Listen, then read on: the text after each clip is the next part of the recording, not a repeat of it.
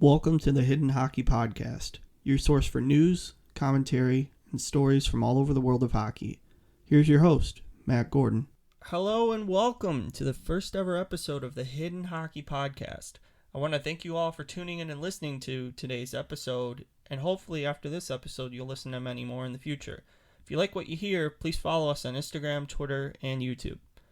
A little intro about myself and why I decided to make this podcast. I grew up a huge hockey fan, starting very early in my childhood. I'd run around the house with a plastic hockey stick, and as we all do, we all think we're Wayne Gretzky or Mario Lemieux or Steve Yzerman. So I grew up a Wings fan, very much an ardent follower of the team, but this podcast isn't going to focus on that. The focus of this podcast is going to be on some stuff that's come up in the later parts of my hockey obsession, and that's international hockey, prospects, and the NHL draft. I will talk about the Red Wings, on occasion, based on the information that's out there, and also various other topics on the National Hockey League and international news that may be of interesting importance to you. We got a great first episode planned. We're going to discuss the impact of the World Juniors being canceled, how this is going to impact future international tournaments, and discuss some of the other stories out of the NHL and the World Juniors. But first, I want to introduce a new segment that's going to be featured pretty regularly on this podcast called 5 Thoughts. Where I'm going to go over some interesting details that have come up in the world of hockey and discuss my thoughts and feelings on it. Obviously, this is very similar to Elliot Friedman's 32 Thoughts column on Sportsnet. It's pretty much the same genesis, so I'm just going to get started here with my 5 thoughts. My first thought is actually quite the bold statement, and it's something that you're going to have to get used to listening to me on these podcasts, because usually if I hold an opinion, I hold it for a while, and I'm pretty strong in my convictions with it. I'm usually really right or completely wrong, so that's going to make some really interesting discussion. But my first thought is there's 2 super talents that have come out of this World Juniors, and Connor McDavid and Matvei Michkov. And I believe that those 2 prospects are the best prospects I've seen since Connor McDavid. So if you watch the World Juniors at all, you would basically have to be comatose to not see how fun these 2 prospects are. Connor Bedard, he's a 16-year-old kid. Made Team Canada at the World Juniors. He's the 6th ever player to make the World Junior team as a 16-year-old, and he was absolutely lights out. Had a 4-goal game against Austria, which has only been done by a 16-year-old named Wayne Gretzky. So he's very, very similar to Connor McDavid in the fact that he's got incredible hands, an absolutely elite NHL-ready shot right now, and he's so elusive. He's really impressive in the way he plays the game, and looks way older than 16 years old. I honestly think he could take an NHL shift right now and not look too bad. So he right now is the presumptive number 1 overall pick for the 2023 NHL draft. Pretty impressive kid. But he's got a challenger as well. So this kid named Matvei Michkov, he's a late 2004 born forward, plays in the KHL for SKA St. Petersburg, and this kid is also just absolutely dominated on every stage he's ever competed in. He's kind of a cross blend of a few different guys. I like to compare him in a few different ways. So I think he's got Nikita Kucherov's playmaking ability, but he's also really extremely creative like Pavel Datsyuk is. Always finding new ways to make plays or score goals, do a lot of different things out there. But he's also a very good goal scorer. I think he's got the same style of sense that an Alex Ovechkin does. They score in different ways.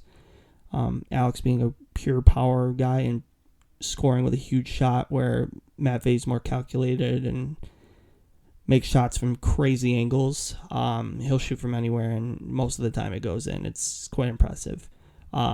He's the type of talent where I honestly have him higher than Connor Bedard. I think he's actually even a better prospect than Connor is. But the catch is that he's under contract with SKA St. Petersburg until 2026. So with his draft year being in 2023, you won't be able to get him to play in the NHL for another 3 years. So you're going to have to wait for that. Hint Yzerman. Love for the Wings to get him at some point if they can. And he may fall that low depending on how this all works out, but it's too soon to tell that.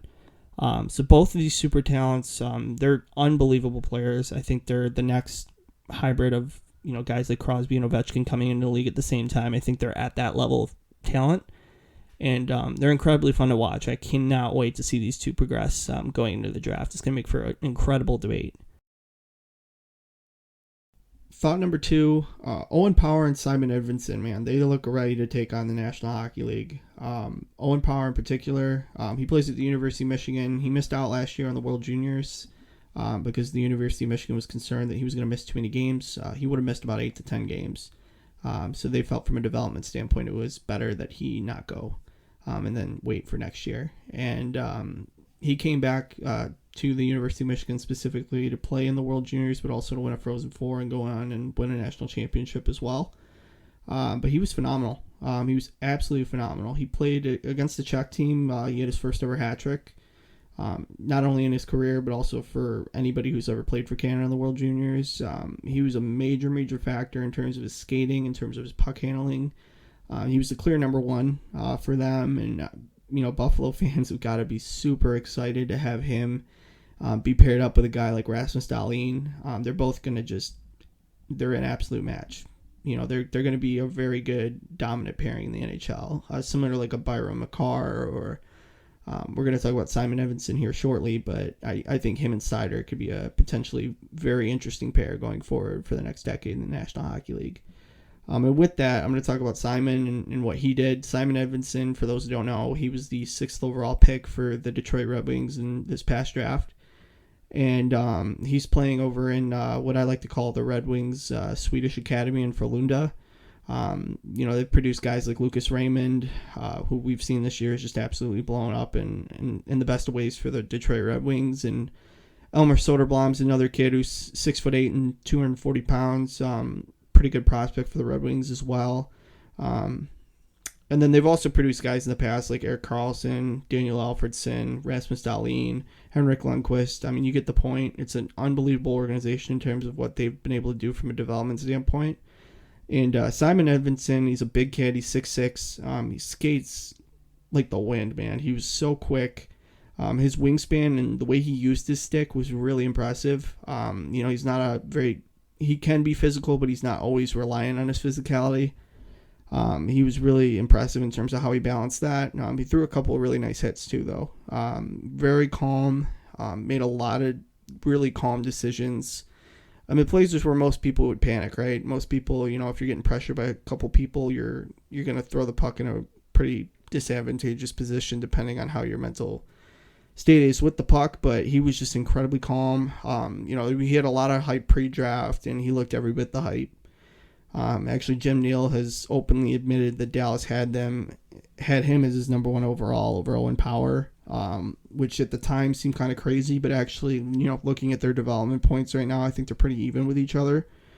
In terms of how I would compare him to Mo Seider, I think he's actually better than Mo Seider was a year ago.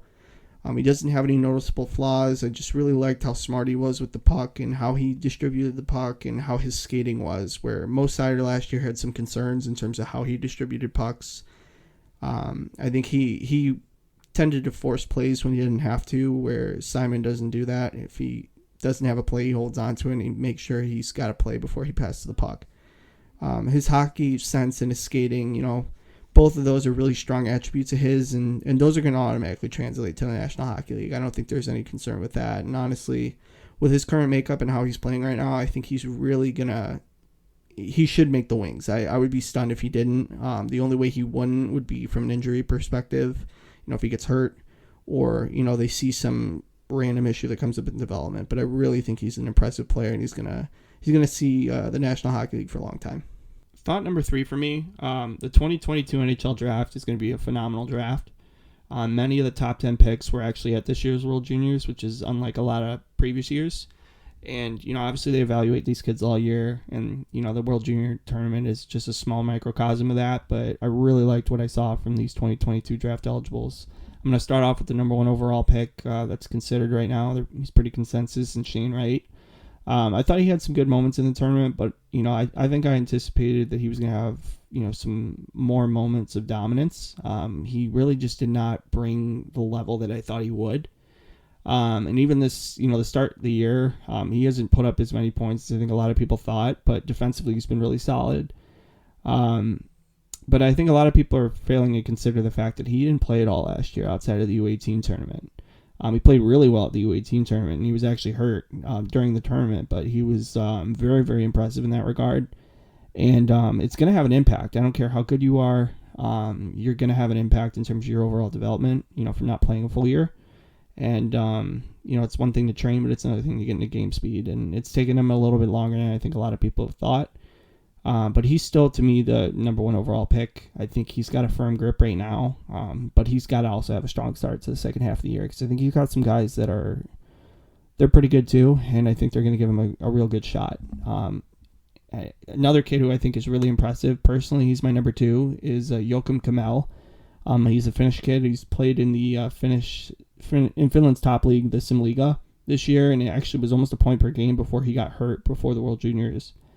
He returned in time for the World Juniors.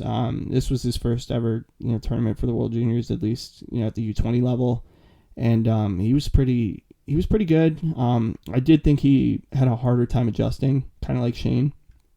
And he definitely had some moments of real prominence and real good development. But I think there's some work to be done there. I think there's a lot that you have to look at with him. I think his overall package is really impressive, and you're going to bank on potential with him for sure. As far as the draft eligible defensemen go, I had a clear favorite in Simon Nemec, Slovakia kid. He plays for, I think, HK Nitra in the Slovakian league. He was super impressive, great skater, loves to pinch in the offensive zone. I just really like his overall makeup as a prospect. I think he's very exciting to watch. I think he's got a lot of potential. He kind of reminds me a little bit of Erik Karlsson. They're different players, but I think in terms of their overall, strengths and weaknesses, I think they have pretty similar weaknesses. I think he's a stronger defender than Erik is, though. He might even be able to get a spot at the World Championships this year, depending on what their team makeup's going to be. But I think with this tournament, I think he solidified a top 10 position in the draft. Some scouts, if they really like him, I think could make the argument that he could be top 5. I'm not personally ready to say that yet, but I think he's a really impressive player nonetheless. There's some other guys that have really impressed me draft eligible wise. One kid in particular who I thought was the best kid in the tournament was Brad Lambert. I'm a huge fan of this kid. I think his skating is really impressive. His skill set is just awesome. The only issue I have with him is his start to the year has not been great. And overall, I think his balance and his strength has really got to improve. I mean, he gets knocked over by a gust of wind. He really needs to be stronger on his skates. And he may lose some speed with that, but I think if he gets stronger on his skates and he's able to dig more into his edges, I think he could be a really dominant player. But he's got a lot of work to do in that end. I don't think he'll be an NHL-ready guy right out of the draft. Another kid who I really liked was Logan Cooley from the U.S. He was the only draft eligible for the U.S. that was in the tournament. He ended up getting an assist in the first game he played, and I didn't get a chance to watch him in the second game, but he was impressive nonetheless. I think his overall skill set kind of reminds me of Clayton Keller for Arizona. He's a good player. I think he needs time too. He's going to definitely go on and play some college hockey for sure, and I think he needs that time. He might need 1 year, maybe 2, but I like his overall makeup. And then finally, another kid who I just really, really like was Marco Casper from Austria. He's a different type of player than Marco Rossi was for Team Austria last year, but he's a very impressive prospect. He plays for Rögle in the Swedish league. High-end skater, pretty elusive. He doesn't really dominate, but he's learning how to. I think he's got some time. You're going to put him in Sweden for a couple of years. He's not going to be a guy who immediately steps out in the National Hockey League. I think that's a very unrealistic expectation for him. But he's a good player nonetheless. I think he's got a lot of skill. And I just like his overall makeup, especially playing in a tough environment like he did with Team Austria. It's hard to be successful when your teammates aren't at the same level that you are. So just imagine how good this draft could be if they didn't have, the circumstances that came with COVID. I think a lot of these kids, if they were to see their normal development schedule, I think you're looking at, some ridiculous depth in the top end of the draft. There already is some, but I think even more so. I think a lot of these kids, there was some regression just based on, what they couldn't have the ability to do. So that's just something to really keep in mind. And I think any team that has a first-round pick, if you have multiple first-round picks, you're making out like bandits this year. There's a lot of really good talent.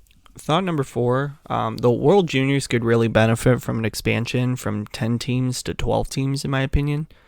Say what you want about the 11-2 game that Canada just destroyed Austria, but I think as far as hockey goes in the last decade, We're starting to see a lot more diversity within the player makeup in not only the National Hockey League, but the surrounding leagues professionally as well. And that also includes within management of these organizations. Haley Wickenheiser, I believe, is still the director of player development for the Toronto Maple Leafs. And then you got Noel Needham as another person who's assistant general manager for the Chicago Steel in the USHL. There's a lot of trailblazers that are coming in and doing some pretty amazing things within management as well as within hockey too. And with that being said, I think a lot of people, if we want to see diversity within hockey, we want to grow the game, quote unquote, not just say that, you got to expand the top division of the tournament. So I would agree. I think a lot of people would say that, there's a clear top 5, some would even argue top 6 nations in hockey as of right now. It would start off with Canada, and then you would, throw somewhere in there, the U.S., Sweden, Finland, Russia, and then I guess depending on who you talk to, that might include Slovakia or that might include Czech Republic. So those are the clear top 5 or 6. And then you go on to the next 4 after that, and you got, whoever you don't choose out of the Czech Republic or Slovakia. Then you got Switzerland, Germany, some would include Austria, and that makes up 10. So that's the current 10 that was in the World Juniors as of, last week. But we also had, there's also different divisions of the international tournaments as well. So you have the 1A level, the 1B level, the 2A level, the 2B level, the 3A level, the 3B level, and then actually there's been talk about having a Division 4, which at that point, I think there's just a lot of teams that you have to include in that, which to me, I think you're just going to make the tournament longer. I think that just makes more sense and include more teams. So each team should have more in these respective divisions instead of having, a whole bunch of, subdivisions out there. I think it's just a kind of ridiculous standard. But you could include, a team like Belarus just got recently promoted. They're starting to really produce some great prospects in Dmitry Kuzmin, Aksentyuk, who played in Flint. You got other guys like Kolyachonok, who's, I believe, a Florida prospect. And there's a bunch of other players that have gone on to do really well from Belarus. And then you look at a country like Latvia. Latvia finished second in the 1A tournament this past year, or actually it just happened before the World Juniors. And I really think that there's a lot of potential for the Latvians to come in there, and they've won games at the U20 level and the U18 level. They're able to produce and have some real talent. So I don't see why those two teams couldn't be included as well. And then you look at those countries. There's other countries that have produced NHL players that I haven't even talked about. Like Slovenia has produced. Obviously people know Anze Kopitar. He's done some incredible things for the country of Slovenia. Jan Mersak was the guy who played for the Red Wings. Then you look at Denmark, the countless names in Mikkel Bodeker, Lars Eller, Fredrik Anderson.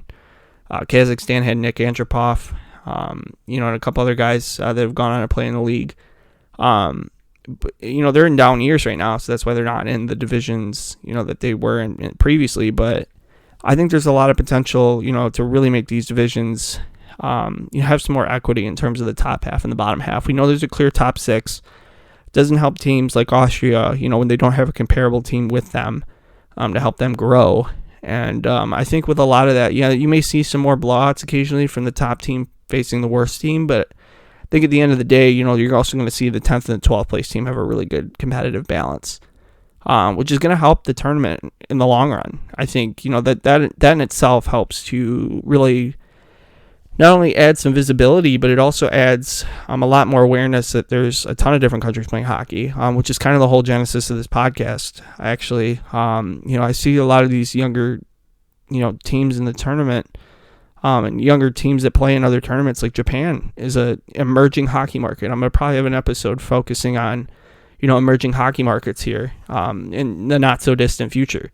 I think there's a lot of potential in terms of these other countries that just don't have the development opportunities. So let's make international hockey great again, as a certain former president of ours would say. Have it be best on best. Allow for the development of these weaker nations to help grow the game.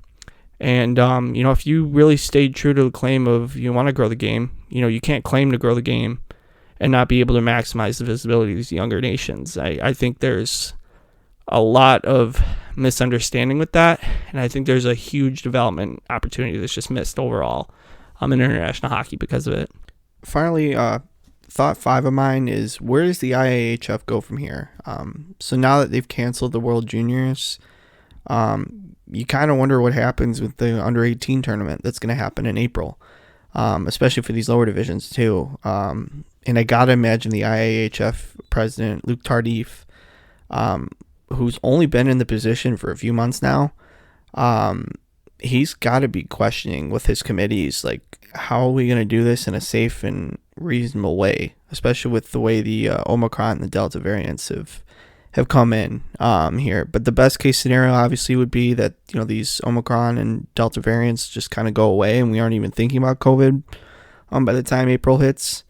But that seems extremely optimistic. The World Juniors, in terms of, anecdotal reports, it sounds like a lot of the protocols weren't being followed, much to the contrary of what we were hearing before the tournament. You obviously had a wedding, then, the story just came out today, actually, as I was recording, that the Russian team, on their flight home, refused to wear masks, didn't want to follow protocols, thought they were bigger than, anybody that's on the plane. And just a general lack of consideration for those around them, which obviously isn't related to the tournament, but it does speak to, they probably, in some way, shape, or form, you can make the claim that they probably did that as well within the hotels and on rinks. We don't know, we probably will never know the answer to that, but it makes you wonder, for sure. So with that being said, I just think the IIHF, they need to have a really secure plan, not only for men, but also for the women's tournament. The women's tournament, as far as their cancellation goes, it's a shame that it was canceled at all. I know he kind of made the argument, and we're going to get into this later, about, the Olympics, the World Championships, and the World Juniors make up the majority of the profits, for which is used for these other 40 tournaments that the IIHF runs. And yeah, I understand that, and that makes sense, but, the top level of women's hockey has to have some sort of representation. It's almost a forefront. It should be a focal point for every discussion that's had in every year. And women need to have that visibility. I think, their skill level is impressive, and, they're growing and they're developing, and, creating a more inclusive environment, I think, is essential for hockey, especially with the way hockey culture is right now. So that's extremely important. Obviously, if there's no way, due to external circumstances with the virus, I think it's a balance of being responsible, but also providing that awareness and that opportunity for those, not only the lower nations within the IIHF, but for women as well. And I that's just something that is got to be on the forefront of Luc Tardif's mind. And I think it is. I think based on his remarks and what he said, he's very, very concerned about that. So obviously, steps for the IIHF, in my opinion, you got to have a contingency plan, make sure that contingency plan is solid. And then, people are vaccinated, make sure that the protocols are being followed, making sure that, people are able to have this opportunity for them, but also don't hide from those protocols. You have to be strict in terms of how you run those protocols because, as we've seen at the World Juniors, if you're not following them, there's some serious issues. And that goes with pretty much anything, that's large scale these days. Another thing I wanted to bring up too is for the podcast in general, I'm going to allow for the ability for people to submit their own questions in. So feel free to leave a comment or a DM with any of your questions on either Twitter, Instagram, or on YouTube when I post this full episode. It would be great for you to have the opportunity to kind of engage within my content. I love that, and I love having those discussions. So that's just something I'm going to always have within the episode. So any viewer submitted questions that come in, I will address them within the podcast if they fit the topics that I'm going to talk about. And with that, my next focus will be on how international hockey should happen going forward, and decipher some of the public comments made by IIHF President Luc Tardif, share what I believe to be some interesting comments he made during his time on the Ray Ferraro and Darren Dreger podcast that he did. So I want to start out by saying that, I think that Luc Tardif is going to be aware and cognizant of the aftermath that comes from the cancellation of the World Juniors and the women's under-18 tournament. In the short snippets of conversation that I've gotten from him, he seems extremely passionate about managing, the image of hockey, not only within the organizations he represents, but the sport as well. And he really wants to help develop the international footprint of each of his member organizations. If you haven't had the opportunity to listen to the episode of the Ray and Dregs hockey podcast, it is available on Spotify and Apple Podcasts. They actually went and interviewed Luc Tardif and had a discussion about everything that happened. And he said some interesting things. He mentioned a lot about how the cancellations of these tournaments, were based in logic, and they weren't necessarily based in some believed to be some gender bias or gender issues. Just for additional context for those who don't know, they decided that they wanted to go on with the World Juniors as planned. But a week before that, they canceled the U18 Women's World Championships due to COVID concerns, which rubbed people out, the wrong way, rightfully so. And a lot of people thought that this was like a direct shot at women's hockey, that, women's hockey is inferior in the eyes of the IIHF. And Luc, during the interview, repeated multiple times that it wasn't a gender issue, and it never was. And actually, an interesting point he made was he stated it was an issue of revenue. And then he really revealed something that, somebody like Renee Fassel would never reveal, who's the former IIHF president. He revealed that the World Juniors, the Olympics, and the World Championships actually provide enough revenue that it helps to sustain the other tournaments that they hold. So they hold like 40 other tournaments, throughout the year. And, those tournaments, they don't generate as much revenue, or they may not generate any revenue depending on, the level it's played at. And that was pretty revealing because that's kind of the first time that's ever been admitted. I think a lot of people already kind of figured that was the case, but, they didn't really put two and two together. So a lot of these revenues are coming from, TV contracts, so like TSN, the U.S. providers, like NBCSN used to in the past, and I'm sure ESPN will probably carry, some form of the World Championships. I don't know if that's been disclosed yet or not, but interesting nonetheless. And, I personally believe the women's under-18 tournament probably would have ran had they not suspended the tournaments last year. It was just lost revenue, and, this year they're only at half seating, so it's hard to make up that revenue in order to run it. A lack of attendance for these, the bigger tournaments probably led to the downfall of the tournament, and they don't want to run a tournament. And Luc said this during his thing. They don't want to run the tournament unless it's at a quality that the IIHF, is happy with. And that makes sense. From a logic perspective, that all makes sense. It's all something that, you have to consider and look at. And I think it makes a lot of sense for that to be the case. He also stated that they were looking to potentially reschedule the World Juniors to June, which that's very idealistic. And I don't think it's actually realistic at all, because there's a lot of time that it takes to develop these tournaments. And there's years of planning for this stuff. So in order to do it in 6 months is pretty big task to do. And it's hard to stay relevant, obviously, with the schedule that's in June, because obviously the Stanley Cup usually happens in late June, and then you go directly into free agency and then the NHL draft. There's discussions about maybe having the World Juniors before the draft, so it's a last-minute evaluation thing. Then again, you're competing against junior hockey playoffs as well.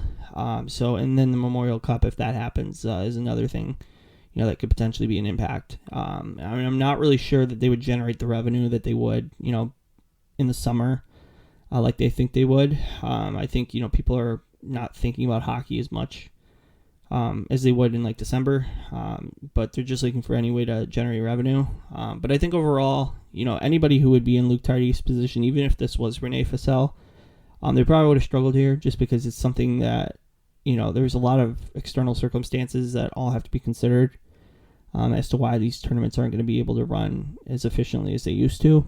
And I thought, Ray Ferraro and Darren Jugger did a really good job of, managing, the questioning in terms of being strong with their questions, but also, having an understanding of this is a pretty unique situation and giving him the opportunity to provide his viewpoint.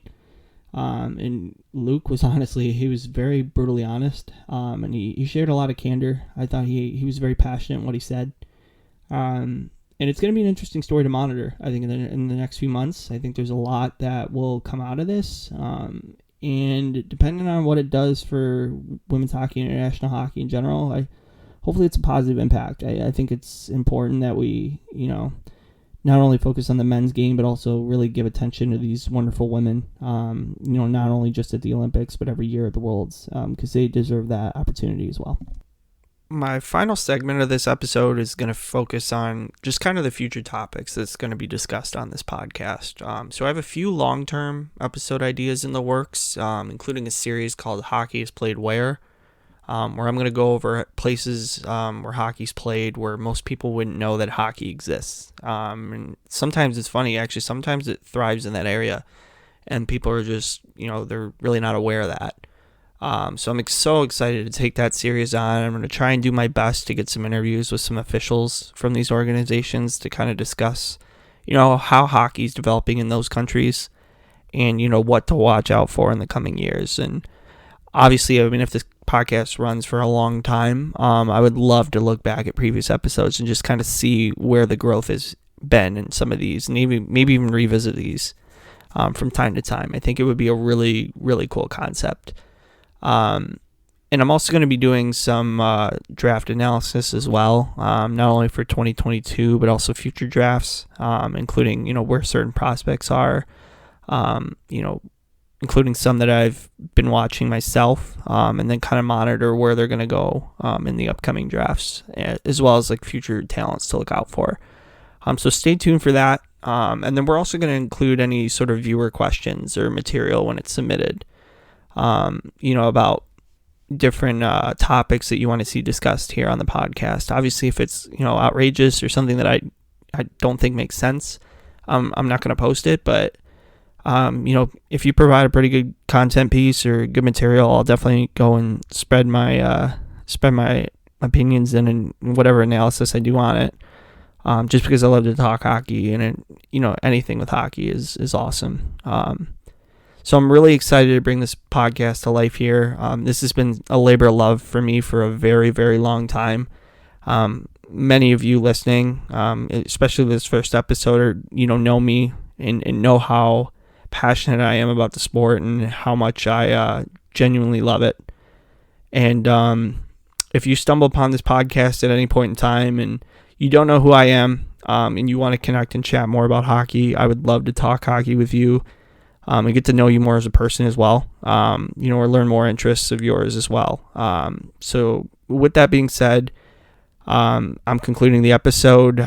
Don't forget to follow Hidden Hockey Podcast on Instagram. On Instagram, it's Hidden Hockey, all lowercase. And then on Twitter, it's Hidden Hockey with the H's capitalized. And then we're also going to have some YouTube content as well. I don't think this first episode is going to be on YouTube, but future content will probably have a video analysis with it too. So feel free to like, comment, and subscribe for more content.